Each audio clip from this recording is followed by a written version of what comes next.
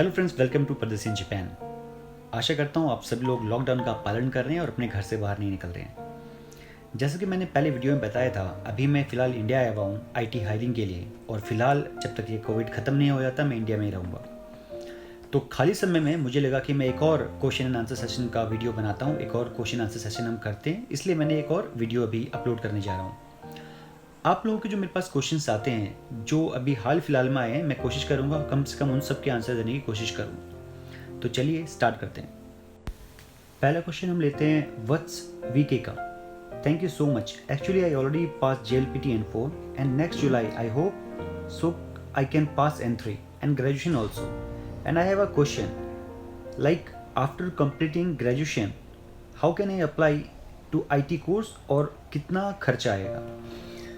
तो वत्सन, देखिए, अगर आप N3 पास कर लेते हैं, इसके साथ में आपकी ग्रेजुएशन होनी ज़रूरी है, क्योंकि जापान के अंदर आप अगर किसी वाइट कॉलर में जाते हैं, किसी भी वाइट कॉलर का मतलब होता है एक ऐसी जॉब जो कि IT रिलेटेड है, मैकेनिकल है, टेक्निकल है, यानी जो आप एक रिस्पेक्टेड जॉब में जाते हैं। ब्लू कॉलर के अलावा जो जॉब होती है उन्हें वाइट कॉलर हम कहते हैं, जो ऑफिस में जहाँ पे आप काम करते हैं। इसके लिए आपको ग्रेजुएट होना बहुत ज़रूरी है, इसके बिना आपको वीज़ा नहीं मिल सकता। तो एक चीज़ जो आपकी रिक्वायरमेंट है जापान में वो है ग्रेजुएशन, चाहे वो किसी भी फील्ड से आपने की है, कॉमर्स, आर्ट्स, साइंस, किसी भी सेक्टर से कोई फ़र्क नहीं पड़ता है। सेकेंडली N3, अगर आपके पास ग्रेजुएशन है, आपके पास N3 है, तो आप बिल्कुल जापान में अप्लाई कर सकते हो। रही बात IT कोर्सेज एंड उसके खर्चे की, तो आपको कोई पूरा टेक्निकल 3 साल का BCA या फिर MCA करने की ज़रूरत नहीं है। आप क्रैश कोर्स कीजिए, वो कोर्स कीजिए जिसकी जापान में भी डिमांड है। आप गूगल पे सर्च करिए, आप इस पे सर्च कीजिए, लिंक्डइन पे सर्च करिए, जिस टेक्निक की ज़्यादा डिमांड है आप उस कोर्स को करके, क्रैश कोर्स को करके आप जापान जा सकते हैं। अगर मैं आपको सजेस्ट करूं तो आप इंफ्रा के कोर्सेज चेक कीजिए।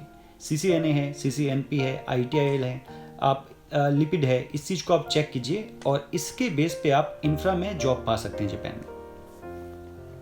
अगला क्वेश्चन है पंकज रावत का। ITIL, CCNP, CCNA, ये सारे कोर्स करने पड़ेंगे या इनमें से कोई एक? Please tell me sir, I am little bit confuse. तो देखिए रावत सान, ये इतने बड़े कोर्स नहीं है। अगर आप इसके बारे में रिसर्च करेंगे या देखेंगे नेट के ऊपर तो इतना ज़्यादा मुश्किल नहीं है ये। CCNA, CCNP बेशक थोड़े मुश्किल हैं, ये नेटवर्क से रिलेटेड होते हैं, लेकिन ITIL जो है ये केवल 18 घंटे का कोर्स होता है। 2 दिन का, आप 2 दिन में इसको पूरा कर सकते हैं। अगर आप क्लास नहीं लेना चाहते बाहर तो उसको आप खुद से ही पढ़ सकते हैं। कई ऑनलाइन एप्लीकेशंस हैं, जैसे Udemy है, अभी लॉकडाउन चल रहा है, आप घर के अंदर किसी ऑनलाइन कोर्स में इनरोल होकर उसको घर पे ही पढ़ सकते हैं। बस जो एग्ज़ाम होगा वो सर्टिफिकेशन आपको बाहर से करना पड़ेगा, क्योंकि वो जो वर्ल्ड वाइड रिकग्नाइज होता है वही सर्टिफिकेट मान्य होता है। तो आप इस समय का इस्तेमाल कर सकते हैं अपने स्किल अप करने के लिए, और घर बैठ के भी आप ITIL पढ़ सकते हैं, ITIL की पढ़ाई कर सकते हैं। YouTube में बहुत सारे वीडियोस हैं जिसके अंदर ITIL के बारे में बताया गया है। केवल इसके अंदर ज़्यादा कुछ नहीं होता, कंपनी में मैनेजमेंट के बारे में होता है। कोई अगर इशू आ रहा है उसको आप कैसे एस्केलेट करेंगे, कैसे उसको रिजॉल्व करेंगे, वो स्टेप बाय स्टेप SLA जो होता है उसके बारे में इसके अंदर होता है। CCNA और CCNP जो हैं ये टेक्निकल कोर्स हैं नेटवर्किंग के। आप राउटर के बारे में होगा, इसके अंदर स्विचिंग के बारे में होगा। ये आपको कई जापानीज हैं फ्रेंड मेरे जिन्होंने बुक से पढ़ के भी इसको क्लियर किया है, ग्लोबल सर्टिफिकेशन किए हैं, लेकिन थोड़ा मुश्किल होता है। वो लोग तो 8-8 घंटे एकदम लगे रहते हैं, 6-6 घंटे ट्रेन में भी पढ़ते रहते हैं। ये कोर्स आपको जाके किसी इंस्टीट्यूट में जाके करने होंगे। तो अगला क्वेश्चन है टेक विद जैक का। ये क्वेश्चन अच्छा है, लेकिन जैसे कि नाम से पता चल रहा है ये किसी का ओरिजिनल अकाउंट नहीं है। अगर आप लोग कोई भी क्वेश्चन पूछते हैं तो अपने खुद के अकाउंट से पूछिए ताकि मैं उसके आंसर दे पाऊँ। लेकिन इनका क्वेश्चन अच्छा है, ये काफ़ी और लोग की भी हेल्प करेगा, इसलिए इसका आंसर देना चाहूँगा। Hello sir, I live in Tokyo, I am a student, a language student and I have dependent visa. I am 16। I don't know my next step after learning Japanese language, so please tell me about something. तो देखिए Jackson, मेरे बहुत सारे friends हैं जिनके खुद के restaurant है जापान के अंदर। ये ऐसे लोग भी हैं जिन्हें मैं जानता हूँ जो कि रेस्टोरेंट में काम करते हैं, काफ़ी लंबे समय से जापान में है। वो लगभग 20-20 साल से, 15-15 साल से, 10-10 साल से, 8-8 साल से वहाँ पे रह रहे हैं। उनके बच्चे जो हैं वो वहाँ पे डिपेंडेंट वीज़ा में आ जाते हैं या वहाँ पे रह रहे होते हैं डिपेंडेंट वीज़ा में। लेकिन डिपेंडेंट वीज़ा जब वो उनकी उम्र जब वो बड़े हो जाते हैं तो उन्हें वापस इंडिया आना पड़ता है या अपने देश जाना पड़ता है। जो वहाँ पे रहते हैं वहाँ पे स्कूल्स कॉलेजेस वगैरह काफ़ी महंगे हैं, तो वहाँ पे कई लोग कॉलेजेस में जा नहीं पाते वो लोग, क्योंकि उतनी कई लोगों की सैलरी भी नहीं होती है। तो इसमें अगर आप वहाँ पे कोई वाइट कॉलर में अच्छी जॉब में जाना चाहेंगे, तो मैं आपको ये सजेस्ट करूँगा, अभी आप 16 हैं, काफ़ी यंग हैं आप एक बार इंडिया वापस आ सकते हैं। यहाँ पे आप ग्रेजुएशन वगैरह कर सकते हैं। ग्रेजुएशन वगैरह करने के बाद आप दोबारा फिर एक रिस्पेक्टेड जॉब में या आईटी जॉब्स में या किसी और वाइट कॉलर जॉब में दोबारा जापान जा सकते हैं। जापान में रहते रहते अगर आप जॉब स्विच करेंगे, आपके पास ग्रेजुएशन नहीं होगी, तो आपके पास ज़्यादा ऑप्शन नहीं होते हैं। आप अगर कोई कोर्स भी कर लेते हैं तो उसके लिए आपको इतना ज़्यादा वो लोग आपको अपॉर्चुनिटी नहीं देंगे वहाँ पे। बाद में आपके पास ऑप्शन रहेगा गेम्बा का या किसी ऐसी जॉब्स का। ठीक है, तो मैं तो ये सजेस्ट करूँगा, अगर आप एक बार इंडिया आ सकें, अगर जापान में आप ग्रेजुएशन कर सकते हैं तो ये अच्छी बात है। आप वहीं पे पढ़ाई करके अपना सोच सिक्योर कर लीजिए वहीं पे ही, उसके बाद आप अच्छी जॉब आराम से पा सकते हैं। अगला क्वेश्चन है रमेश चंद्र मेटी। Sir, I am MR Ramesh from India state Odisha.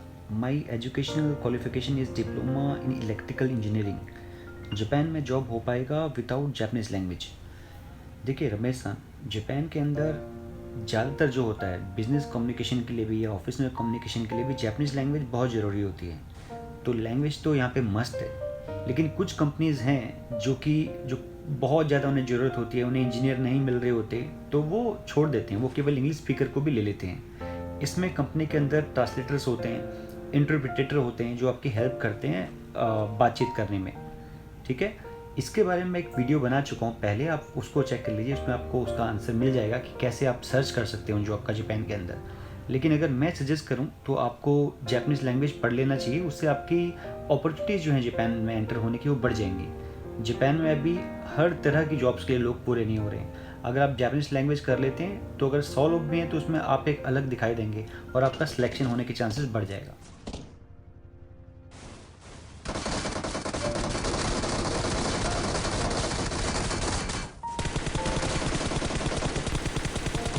तो अगला क्वेश्चन है मयंक शुक्ला का।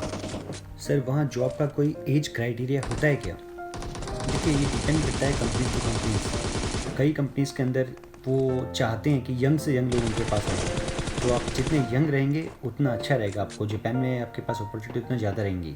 कई कंपनीज होती है, अगर आप ज़्यादा एजेड हैं, अगर आप 35 या 40 प्लस हैं, तो वो आपको उतनी जल्दी उतना ज़्यादा मतलब वो इंटरटेन नहीं करती है फॉरेनर्स को वहाँ पे, जो बाहर से आ रहे हैं, जो पहले से जापान में नहीं है, क्योंकि आप वहाँ पे और कितने साल और काम कर लेंगे। ठीक है, तो जितने यंग हैं उतना अच्छा है, पर ऐसा कुछ नहीं है, ये डिपेंड करता है कंपनीज टू कंपनीज। लेकिन कुछ ट्रेड्स हैं जैसे ब्लू कलर जो जॉब्स हैं ज़्यादातर, वो चाहते हैं वहाँ पे यंग लोग रहें। वहाँ पे मैक्सिमम क्राइटेरिया जो है, जैसे PIT प्रोग्राम जो चल रहा है, इसके अंदर 30 है। अगला क्वेश्चन है Suraj Singh. Sir, can you please make a video on special skilled working visa in Japan? देखिए सूरज सन, अभी जो है, जो नया वीज़ा सिस्टम है जापान का, जो स्पेशल स्किल्ड की आप बात कर रहे हैं, जो तोक्ते वीज़ो है, गिनो तोक्ते वीज़ो जिसको बोलते हैं, वो अभी इंडिया से आगे बढ़ा ही नहीं है। अभी इंडिया उसके अंदर कंट्रीज़ के अंदर आता नहीं है। जापान ने 9 कंट्रीज से कॉन्ट्रैक्ट साइन किया हुआ है। ठीक है, जब भी इंडिया उसके अंदर आएगा तो उसके बाद स्पेशल स्किल्ड जैसे 14-15 ट्रेड्स हैं, इंक्लूडिंग कंस्ट्रक्शन, केयर गिवर्स और भी हैं, जो लोग डायरेक्टली फिर जापान जा सकते हैं। अभी मेरे पास एक रिक्वायरमेंट आई थी जापान से, एक जापानीज़ कंपनी थी, वहाँ पे ड्राइवर्स पूरे नहीं होते हैं, ट्रक ड्राइवर्स और कार ड्राइवर्स। उनकी सैलरी वो लोग पर मंथ की JPY के अंदर 4 से 5 लाख येन तक देने को तैयार हैं। लेकिन जब मैंने वहाँ पे मिनिस्ट्री में बात की जापान के अंदर, तो मुझे बताया, वहाँ पे पता चला मुझे कि जो जापान में ड्राइवर्स होते हैं वो नेटिव जापानीज ही होने चाहिए, या फिर वो वहीं पे रहने वाले होने चाहिए जिन्होंने जापान में ही शादी की होनी चाहिए। फॉरेनर्स के लिए ऐसा कोई वीज़ा सिस्टम नहीं है जिसके अंदर वो इस तरह से जाके वहाँ पे काम कर सकें। ऐसा कोई वीज़ा है ही नहीं ड्राइवर्स का या और किसी इस तरह के उसका जो डायरेक्टली वहाँ पे जा पाएँ। ठीक है, इसमें थोड़ा टाइम लगेगा। अगर आप इसके अंदर कुछ जाना चाहते हैं स्पेशल स्किल्ड के अंदर, जो नया स्किल्ड वीज़ा आ रहा है तोक्ते वीज़ा, तो आपको थोड़ा वेट करना पड़ेगा। अगला क्वेश्चन है फरहान अख्तर का। Hi sir, I got one job in Tokyo Japan as a Java developer and I have 2 years of experience as a Java plus PSQL developer in India, but they are paying me very less, around 3.3 million yen. So can you guide me for better opportunities by my experience? देखिए फरहान साहब, Japan के अंदर depend करता है कि आप किस profile में जा रहे हैं, आपका बैकग्राउंड क्या है, आप अभी बैचलर हैं या आपके साथ पूरी फैमिली है आपकी। देखिए, अगर आप बैचलर हैं तो ये कोई ख़राब सैलरी नहीं है। 3.3 मिलियन मतलब आपका मंथली हो गया लगभग 2,27,000 या फिर 2.5 लाख के आसपास, इससे थोड़ा ज़्यादा ही होगा आपका। ये एक बैचलर के लिए जो 2 साल का एक्सपीरियंस है उतना ख़राब नहीं है, इट्स नॉट दैट बैड। आप जा सकते हैं, वहाँ पे जाके आप लैंग्वेज अपनी और इम्प्रूव कर सकते हैं। जिस स्किल में आप काम कर रहे हैं जापान मार्केट में जाके उसको और आप पॉलिश कर सकते हैं। उसके बाद आप सेम कंपनी में अपग्रेड करके अपने लेवल और अपग्रेड करके आईटी स्किल्स जो हैं आपकी, या फिर प्रमोशन वगैरह लेके परफॉर्मेंस के बेस पे आगे और सैलरी पा सकते हैं। लेकिन अगर आप एक फैमिली मैन है, आपकी फैमिली है, आपके बच्चे हैं, तो ये सैलरी में आपके लिए जापान में रहना थोड़ा सा मुश्किल हो जाएगा। आप सेविंग कुछ भी नहीं कर पाएंगे। अगर आप बैचलर हैं तो मुझे लगता है आपको ये ले लेना चाहिए। बाकी आप अपनी इंडिया में जो आपकी सैलरी है या जो कॉस्ट ऑफ लिविंग है उसको जापान से कंपेयर कर सकते हैं ऑनलाइन जाके आप, कि इस सैलरी में मैं इतना खर्चा कर रहा हूँ, इतना सेविंग कर रहा हूँ, ये मेरा लाइफस्टाइल है। जापान में मुझे इतने पैसे मिलेंगे, वहाँ पे इतना इतना ये खर्चा आ रहा है। अगर मैं आपको एक नंबर बताऊँ तो आपका रहने में वहाँ पे मंथली जो है 1 लाख येन आपके रहने के निकल जाएंगे, खाने पीने के आपके 50,000 येन निकल जाएंगे। अगर आप और कई कंपनी जो होती हैं वो फ़ोन जो है अपने एम्प्लॉयज़ को देती हैं, फ़ोन प्रोवाइड करती हैं। इसके अलावा कंपनी जो है वो ट्रैवल पास देती हैं आपको, आपके घर से ऑफिस आने में जो किराया लगता है वो आपको देती हैं। वो आपको अपनी कंपनी से पहले चेक करना पड़ेगा कि सैलरी के अलावा या आपको अगर कुछ बोनस भी दे रहे हैं और क्या क्या सुविधाएं आपको मिल रही हैं, वो पूरी सैलरी कैलकुलेट करके फिर आप डिसाइड कर सकते हैं कि आपको ये ऑफ़र लेना चाहिए या नहीं लेना चाहिए। अगला क्वेश्चन है अंकित वर्मा का। Brother, I need some advice. I am 28 years old. मैं CSE में डिप्लोमा किया है, BA डिस्टेंस लर्निंग और अब लॉ कर रहा हूँ। नेक्स्ट ईयर कंप्लीट हो जाएगी, पर मैं अब लॉ प्रैक्टिस नहीं करना चाहता। जो जून जुलाई में CCNA, CCNP, MCSE और फायरवर्क की ट्रेनिंग स्टार्ट कर दूँगा। लॉ पास होते ही मैं नेटवर्किंग में जॉब सर्च शुरू कर दूँगा, पर मुझे पता है कि बिना बीटेक और इतना गैप होने की वजह से मुझे जॉब इतनी आसानी से नहीं मिलेगी। इंडिया में भी बीटेक एलिजिबल क्वालिफिकेशन होती है। स्टार्टिंग सैलरी 10-12 हज़ार से ज़्यादा नहीं होगी। अगर मैं N3 या N2 कर लूँ तो क्या पॉसिबिलिटीज़ है, ये इनका क्वेश्चन है। तो देखिए अंकित सान, आपको बिल्कुल सही पता है। यहाँ पे अगर कोई टेक्निकल नॉलेज नहीं है और लैंग्वेज की नॉलेज नहीं है तो जॉब मिलना आपके लिए काफ़ी मुश्किल रहेगा। अगर आप जापान आना चाहते हैं लैंग्वेज करने के बाद, तो आप ये लगा के चलिए कि आपको बहुत मेहनत करनी पड़ेगी। आपको जापानीज़ लैंग्वेज JLPT में N2 लेवल तक की जापानीज़ आनी चाहिए। N3 लेवल भी एक्सेप्टेबल होता है, लेकिन जब जापान आते हैं तो वो चाहते हैं जापानीज़ लोग कि कम से कम N2 लेवल हो, जो अपने बारे में बात कर सके अच्छे से, जो अपनी बिजनेस डील्स वगैरह जो होती हैं वहाँ पे अच्छे से परफॉर्म कर सके। ठीक है। अगर आप लॉ कर रहे हैं तो ऐसा नहीं है कि जापान में जो लॉयर हैं वो लोग नहीं आते। इंडिया से अगर आप उसको भी अच्छे से कर लेते हैं तो उसके भी आपके पास ऑप्शन रहेंगे जापान में आने के। मेरे एक फ्रेंड हैं जो कि लॉयर ही हैं जापान में, वो इंडिया से आए हैं, उन्हें जापानीज़ लैंग्वेज भी नहीं आती है, लेकिन अगर अपनी स्किल में, अपने जो डोमेन में आप बेस्ट हैं तो आपको वहाँ भी ऑप्शन है, आप उसके अंदर भी जापान आ सकते हैं। मुझे कई बार और भी लोगों ने पूछा है कि क्या मैं किसी सोशल मीडिया में, जैसे इंस्टाग्राम है या फेसबुक वगैरह है, इसको यूज़ करता हूँ क्या, या मेरा आईडी क्या है। तो अभी हाल फिलहाल में ही मैं इंस्टाग्राम में भी आ गया हूँ। आप मेरा आईडी सेम नाम के साथ में पा सकते हैं वहाँ पे, परदेसी इन जापान। मैं जापान के बारे में वहाँ पे पोस्ट करता रहता हूँ, तो अगर आप चाहें तो आप मुझे वहाँ फॉलो कर सकते हैं। इसके अलावा मैं वहाँ पे शॉर्ट वीडियोस डालता रहता हूँ और लाइव वीडियोस जो हैं वो डालता रहता हूँ या डालूँगा आगे चल के, क्योंकि मैं भी यूट्यूब के अंदर यहाँ पे जो कंडीशंस हैं 1000 सब्सक्राइबर होने ज़रूरी हैं, उसके बाद ही आप लाइव आ सकते हैं। तो यहाँ पे वो नहीं कर सक रहा हूँ अभी, लेकिन इंस्टा के अंदर अगर आप आते हैं तो वहाँ पे आप लाइव चैट या फिर लाइव वीडियोस वगैरह भी देख सकते हैं।